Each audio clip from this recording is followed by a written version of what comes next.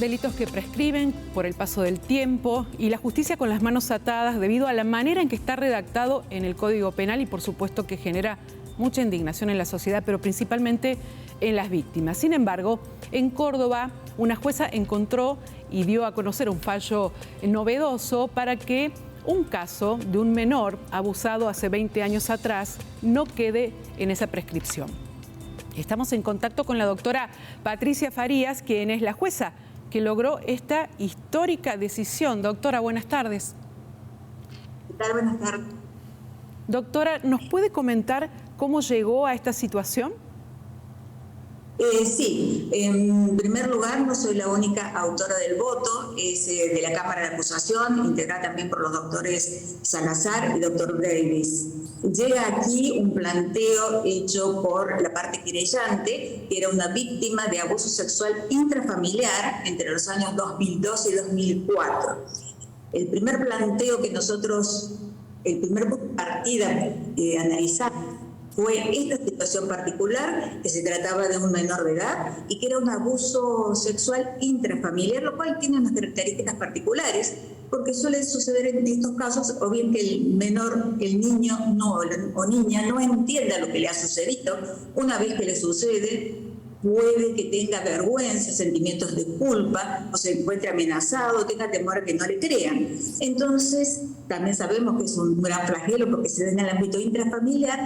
El primer reducto donde debe ser protegido es el que justamente lo ataca, porque debemos tener en cuenta que más allá que es un abuso sexual, es violencia intrafamiliar.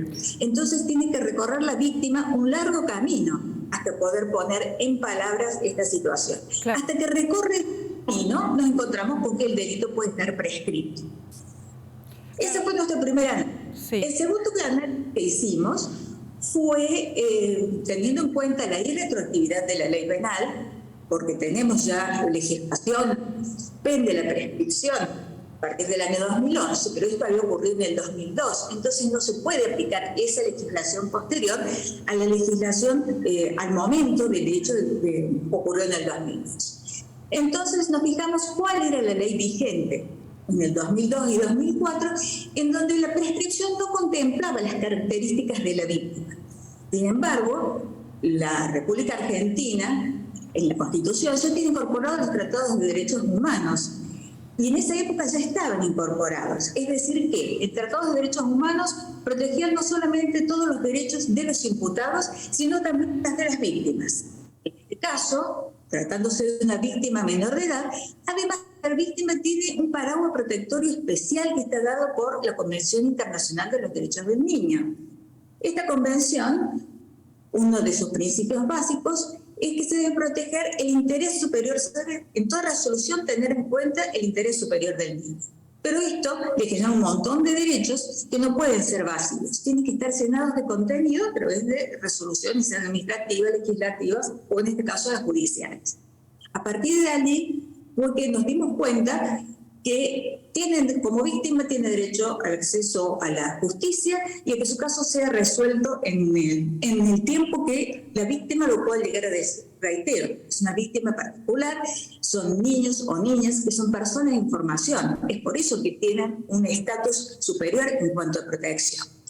Eso llevó a que este análisis que hiciéramos de la convención, que en términos técnicos se llama control de convencionalidad, incorporada la convención en la Constitución Nacional, también hacemos el control de constitucionalidad. Es decir, que todas las personas son iguales ante la ley, tienen los mismos derechos. Entonces aquí veíamos que le faltaba a esta víctima tener esta igualdad por una situación de discriminación en función de su menor edad. Entonces, haciendo este control de convencionalidad y de constitucionalidad, declaramos la inconstitucionalidad del artículo 67 del Código Penal vigente en aquel momento. Y con eso queda la causa abierta a los fines de ser continuada con la investigación. Doctora, qué clara que ha sido en contarnos un caso realmente dramático, ¿no? Nos imaginamos que la víctima sentirá lo mismo que ustedes, esta emoción de que no prescriba algo que ha sido tan doloroso, que ha llevado a que ese niño se convierta en un adulto con muchas angustias, con muchas preguntas. También nos preguntamos, ¿no? Después del caso de Lucas Benvenuto, Jane Mamón, ¿surgen este tipo de pedidos y de reclamos? No sabemos, el control de convencionalidad y constitucionalidad, que es el hecho, en este fallo en particular, se hace en cada causa. Entonces yo no puedo decir que esto es general, como puede llegar a ser una ley. Pero cada vez que se analicen estas cuestiones, si se comparte el criterio analizando estos distintos niveles legislativos que tenemos y que deben ser tenidos en cuenta. Les reitero, la Convención, la Constitución y también las normas de fondo, pero el Código Penal en este caso estaría por debajo de eso, ¿no? Entonces, haciendo ese análisis se puede llegar, analizando cada caso en concreto, a las mismas conclusiones. Claro, se podría rever este caso también, ¿no?